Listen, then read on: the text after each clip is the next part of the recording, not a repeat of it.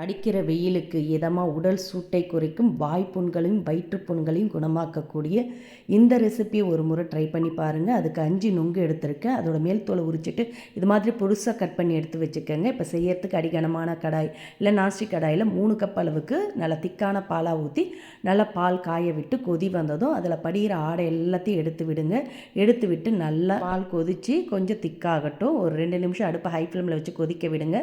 3 cup அளவு பால் 2 cup அளவுக்கு குறைஞ்சி வரும், கொஞ்சம் திக்காகி.